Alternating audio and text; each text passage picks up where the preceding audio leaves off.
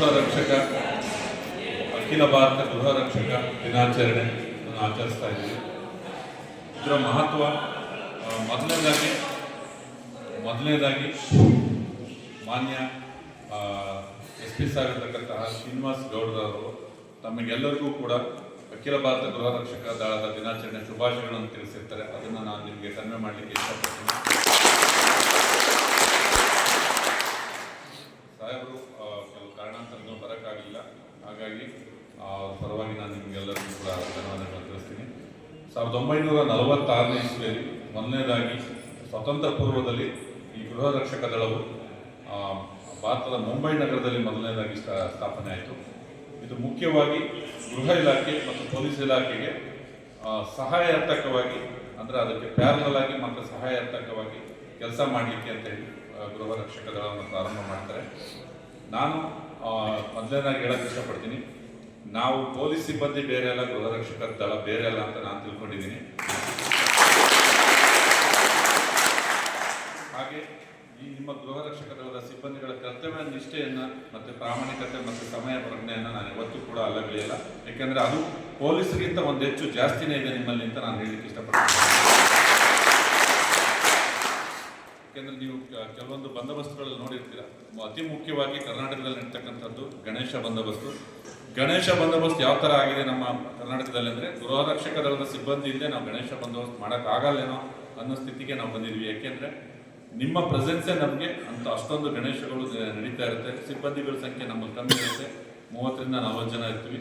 ಆದರೆ ನೀವುಗಳು ಪ್ರತಿಯೊಂದು ಗಣೇಶ ಮೆರವಣಿಗೆ ಪ್ರಾರಂಭ ಆದಾಗಿಂದ ಅದು ಮುಗಿಯೋ ತನಕ ಎಲ್ಲೂ ಕೂಡ ಗಲಾಟೆ ಆಗದಂಗೆ ನೋಡಿಕೊಂಡು ಹಗಲು ರಾತ್ರಿ ಅನ್ನೋದೇ ಕರ್ತವ್ಯ ನಿರ್ವಹಿಸಿ ಗಣೇಶ ಮೆರವಣಿಗೆಗಳು ಶಾಂತಿಯುತವಾಗಿ ಮುಕ್ತಾಯಗೊಳಿಸಿ ಎಲ್ಲೂ ಕೂಡ ನಮ್ಮ ಕರ್ನಾಟಕದಲ್ಲಿ ಕೋಮು ಗಲಭೆ ಆಗಲಿ ಅಥವಾ ಇನ್ನೊಂದು ಗಣೇಶ ಗಲಾಟೆಗಳಾಗಲಿ ಆಗದೇ ಇರೋದಕ್ಕೆ ನೋಡ್ಕೊಳ್ಳಿಕ್ಕೆ ನಿಮ್ಮ ಕೊಡುಗೆ ಬಹಳ ಮುಖ್ಯವಾಗಿದೆ. ನಿಮ್ಮ ಕೊಡುಗೆ 2025ರಲ್ಲಿ ಎಲ್ಲಾದರೂ ಗಣೇಶಗಳು ಶಾಂತಿಯುತವಾಗಿ ಮುಕ್ತಾಯ ಆಗಿದ್ರೆ ಅದರಲ್ಲಿ ನಿಮ್ಮ ಕೊಡುಗೆ ಬಹಳ ಇದೆ. ಟೈಮ್ ಸೆನ್ಸು ಮತ್ತು ಕರ್ತವ್ಯ ನಿಷ್ಠೆ ಬಗ್ಗೆ ಹೇಳ್ತಾ ಇದ್ದೆ. ಈಗ ಎಲ್ಲಾದರೂ ಒಂದು ಕಡೆ ನಿಮ್ಮನ್ನು ಕರ್ತವ್ಯಕ್ಕೆ ನೇಮಿಸಿದಾಗ ನೀವು ಹಿರಿಯ ಅಧಿಕಾರಿಗಳು ಹೇಳತಕ್ಕ ಅಲ್ಲಿ ಸ್ಥಳದಿಂದ ಕದಲೋದಿಲ್ಲ. ಅದು ನಿಮ್ಮ ಒಂದು ಪ್ರಾಮಾಣಿಕತೆಯನ್ನು ಎತ್ತಿ ತೋರಿಸುತ್ತೆ. ಅಂದರೆ ಅಷ್ಟು ನೀವು ಕರ್ತವ್ಯದ ಬಗ್ಗೆ ಒಂದು ಕಾಳಜಿ ವಹಿಸಿ ಕರ್ತವ್ಯ ನಿರ್ವಹಿಸ್ತೀರಾ. ಅದು ನಮಗೆ ಎಲ್ಲ ನಾನು ಒಬ್ಬ ಇನ್ಸ್ಪೆಕ್ಟರ್ ರ್ಯಾಂಕ್ ಅಲ್ಲ, ಇದು ನಮ್ಮ IPS ಮಟ್ಟದ ಅಧಿಕಾರಿಗಳು ಕೂಡ ನಿಮ್ಮನ್ನು ಆ ಕರ್ತವ್ಯ ನಿಷ್ಠೆಯನ್ನು ಶ್ಲಾಘನೆ ಮಾಡಿದ್ದಾರೆ. ಹಾಗೆ ನ್ಯಾಚುರಲ್ ಸಂದರ್ಭಗಳಲ್ಲಿ ಎಲ್ಲೋ ಪ್ರವಾಹ ಆಗಿರ್ಬೋದು ಅಥವಾ ಇನ್ನೊಂದಾಗಿರ್ಬೋದು ಅಥವಾ ಬಂದೋಬಸ್ತುಗಳಾಗಿರ್ಬೋದು. ಈಗ ಸೋಮವಾರದಿಂದ ಬೆಳಗಾವಿ ಚಳಿಗಾಲದ ಅಧಿವೇಶನ ಪ್ರಾರಂಭ ಆಗುತ್ತೆ. ಅಲ್ಲೂ ಕೂಡ ನಿಮ್ಮ ಕರ್ತವ್ಯ ಕೂಡ ಭಾಳ ಮುಖ್ಯವಾಗಿರ್ತಕ್ಕಂಥದ್ದು. ನಾನು ಕೂಡ ನಿನ್ನೆ ಬಂದೆ. 5 ದಿನ ಚಿಕ್ಕಮಗಳೂರಿನ ದತ್ತ ಜಯಂತಿ ಕಾರ್ಯಕ್ರಮಕ್ಕೆ ಹೋಗಿದ್ದೆ.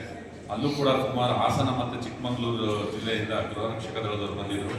ನಿಮಗೆ ಕೊಡುವ ಫೆಸಿಲಿಟೀಸ್ ತುಂಬ ಕಡಿಮೆ, ಅದರಲ್ಲೂ ಕೂಡ ಅದರ ಕರ್ತವ್ಯ ನಮಗಿಂತ ಪೊಲೀಸ್ ಸಿಬ್ಬಂದಿಗಿಂತ ಜಾಸ್ತಿ ಮಾಡಿದ್ರು ಕೂಡ ಅಲ್ಲಿ ಕೊರೆಯುವ ಚಳಿಯಲ್ಲೂ ಕೂಡ ನಿಮ್ಮ ಗೃಹರಕ್ಷಕ ದಳದ ಸಿಬ್ಬಂದಿ ಕರ್ತವ್ಯ ನಿರ್ವಹಿಸ್ತಾ ಇದ್ದೀವಿ. ನಿಜವಾಗ್ಲೂ ನೋಡ್ಬಿಟ್ಟು ನನಗೆ ಅನಿಸ್ತಾ ಇತ್ತು, ನಮ್ಮ ಪೊಲೀಸ್ ಇಲಾಖೆಗಿಂತ ಚೆನ್ನಾಗಿ ಕರ್ತವ್ಯ ನಿರ್ವಹಿಸ್ತಾರೆ. ಸರ್ಕಾರ ನಿಮ್ಮ ಸೇವೆಯನ್ನು ಗುರುತಿಸಲಿ, ಸರ್ಕಾರದಿಂದ ಎಷ್ಟೊಂದು ಸವಲತ್ತುಗಳು ಪಡಿಬೋದು ಅಷ್ಟನ್ನು ಸರ್ಕಾರ ನೀಡಲಿಕ್ಕೆ ಪ್ರಯತ್ನ ಪಡಲಿ ಅಂತ ಹೇಳ್ತಾ, ಹಾಗೆ ನಿಮ್ಮ ಹುದ್ದೆಗಳನ್ನು ಕಾಯಂಗೊಳಿಸಿ ಸರ್ಕಾರಿ ನೌಕರನಾಗಿ ಪರಿಗಣಿಸೋ ನಿಮ್ಮದು ಬಹುದಿನಗಳ ಬೇಡಿಕೆ ಇದೆ, ಅದನ್ನು ಕೂಡ ಸರ್ಕಾರ ಪರಿಗಣಿಸಲಿ ಅಂತ ಹೇಳ್ತಾ, ಹಾಗೆ ಈ ಗೃಹರಕ್ಷಕ ದಳದ ಸಿಬ್ಬಂದಿ ಬರೋದ್ರಿಂದ ಎಷ್ಟೋ ಸಮಾಜದಲ್ಲಿ ಅಪರಾಧಗಳಿಗೆ ಕಡಿವಾಣ ಬಿದ್ದಿದೆ, ಒಂದು ನಿರುದ್ಯೋಗ ಸಮಸ್ಯೆನೂ ಕೂಡ ನಿವಾರಣೆ ಆಗಿದೆ ಅಂತ ಹೇಳಲಿಕ್ಕೆ ಇಷ್ಟಪಡ್ತೀನಿ. ಇನ್ನೂ ಹೆಚ್ಚೆಚ್ಚು ಗೃಹರಕ್ಷಕ ದಳಕ್ಕೆ ಬರುವಂತೆ ಪ್ರೇರೇಪಣೆ ಮಾಡಿ, ನೀವು ಕೂಡ ಇನ್ಫ್ಲುಯೆನ್ಸ್ ಮಾಡಿ ಬೇರೆ ನಿಮ್ಮ ಹಳ್ಳಿಯಲ್ಲಿ ಇರ್ತಕ್ಕಂಥ ನಿರುದ್ಯೋಗ ಯುವಕ ಯುವತಿಯರಿಗೆ. ಹಾಗೆ ಸರ್ಕಾರ ಕೂಡ ನಿಮ್ಮ ಒಂದು ಎಲ್ಲ ಬೇಡಿಕೆಗಳನ್ನು ಈಡೇರಿಸಲಿ, ನಿಮ್ಮನ್ನು ಕಾಯಂ ನೌಕರನಾಗಿ ಪರಿಗಣಿಸಲಿ ಅಂತ ಹೇಳ್ತಾ, ನಿಮಗೆಲ್ಲರಿಗೂ ಕೂಡ ಗೃಹರಕ್ಷಕ ದಿನಾಚರಣೆಯನ್ನು ತಿಳಿಸ್ತಾ, ಪೊಲೀಸ್ ಬೇರೆ ಅಲ್ಲ, ಗೃಹರಕ್ಷಕರು ಬೇರೆ ಅಲ್ಲ ಅಂತ ಹೇಳ್ತಾ, ಯಾವಾಗಲೂ ಕೂಡ ನಾವು ನಿಮ್ಮೊಂದಿಗೆ ಇದ್ದೀವಿ ಅಂತ ಹೇಳ್ತಾ ನನ್ನೊಂದೆರಡು ಮಾತನ್ನು ಮುಗಿಸ್ತೀನಿ. Thank you.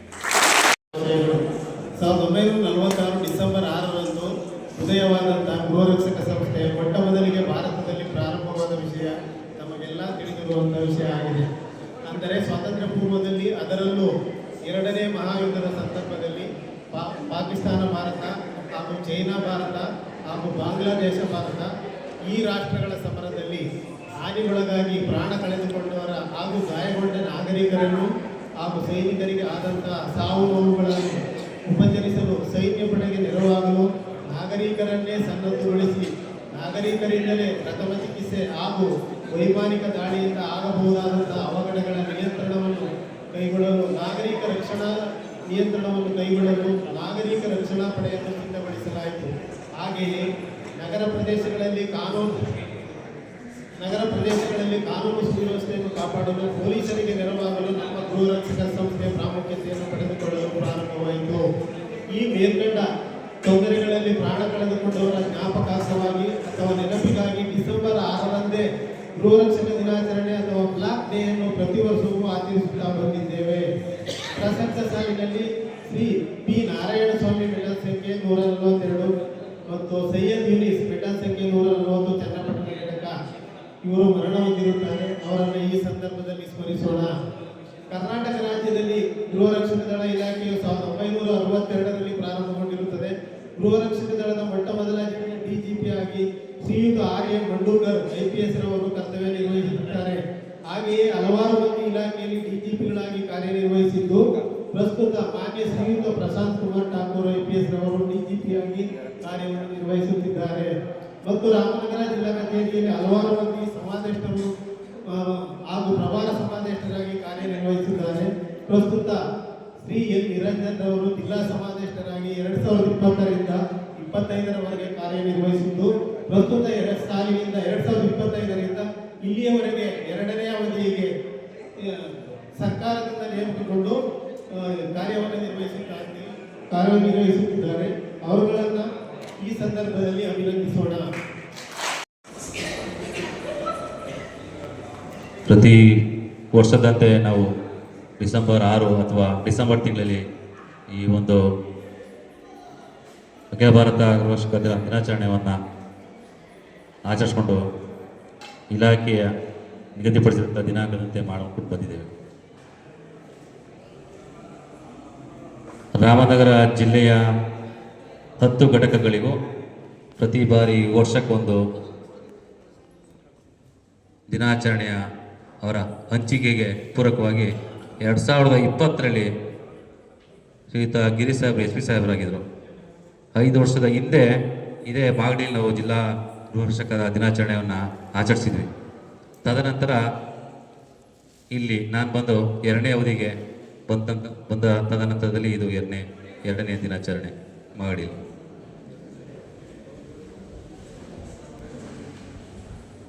ನಮ್ಮ ಜಿಲ್ಲಾ ರಾಮನಗರ ಜಿಲ್ಲೆ ಅಂದರೆ ರಾಮನಗರ ಜಿಲ್ಲೆಯ ಗೃಹರಕ್ಷಕರಂತಂದರೆ ಇಡೀ ಕರ್ನಾಟಕದಲ್ಲಿ ಒಂದು ನಮ್ಮದೇ ಆದಂಥ ಒಂದು ಫೇಮ್ನ ಇಟ್ಕೊಂಡಿದ್ದೀವಿ ಅಂತ ಹೇಳ್ತೇನೆ.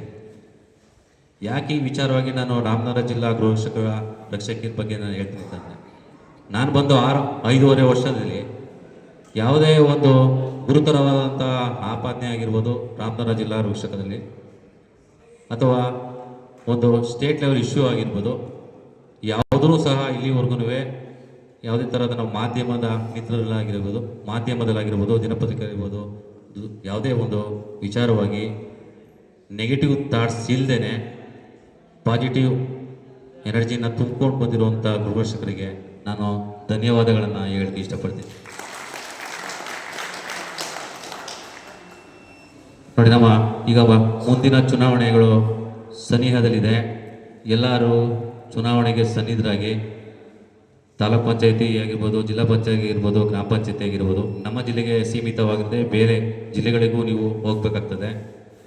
ನಾವು 5 ವರ್ಷದಲ್ಲಿ ಮಧ್ಯಪ್ರದೇಶ, ಆಂಧ್ರ, ಮಹಾರಾಷ್ಟ್ರ, ತಮಿಳುನಾಡು ಸುಮಾರು ಒಂದು 5ಕ್ಕೂ ಹೆಚ್ಚಿನ ರಾಜ್ಯಗಳಿಗೆ ನಮ್ಮ ಜಿಲ್ಲೆಯಿಂದ ರಕ್ಷಕಿಯರು ಹೋಗಿ ಅಲ್ಲಿನ ಚುನಾವಣೆಗಳನ್ನು ಎದುರಿಸಿ ಯಾವುದೇ ಒಂದು ತಕರಾರಿಲ್ಲದೆ ಯಾವುದೇ ಒಂದು ಇಶ್ಯೂಸ್ಗೆ ಸಿಗಾಕೊಳ್ಳೋದಕ್ಕೆ ಚೆನ್ನಾಗಿ ಕರ್ತವ್ಯ ನಿರ್ವಹಿಸಿ ಬಂದ್ರಿ. ಇದಕ್ಕೆ ನಾನು ನೀವು ತುಂಬ ಹೃದಯ ಅಭಿಮಾನವಾಗಿ ಹೇಳ್ತಾ ಇದ್ದೀನಿ.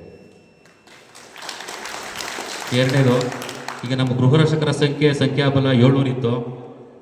ಆವಾಗ ಹೋಮ್ ಗಾರ್ಡ್ಸ್ಗಳ ಸಂಖ್ಯೆ ಜಾಸ್ತಿ ಇತ್ತು, ನಮ್ಮ ಗೃಹರಕ್ಷಕರ ಸಂಖ್ಯೆ ಜಾಸ್ತಿ ಇತ್ತು, ಕೆಲಸ ಇರಲಿಲ್ಲ. ಈಗ ಅದೇ ಸಂಖ್ಯಾಬಲ 550ಕ್ಕೆ ನಮ್ಮ ಕೇಂದ್ರ ಕಚೇರಿ ಇಳಿಸಿದೆ. ಇವತ್ತು ಬೆಂಗಳೂರು ಡ್ಯೂಟಿ ಇದೆ, ಹೋಗೋರಿಲ್ಲ.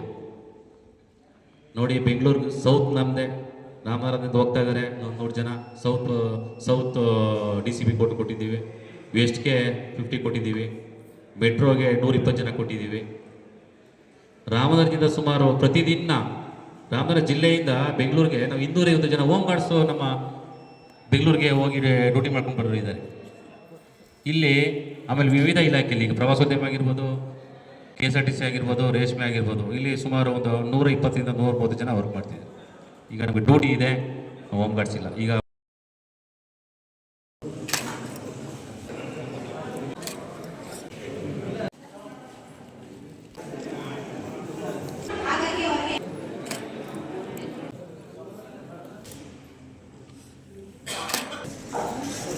ರಾಜ್ಯದ ಗೃಹ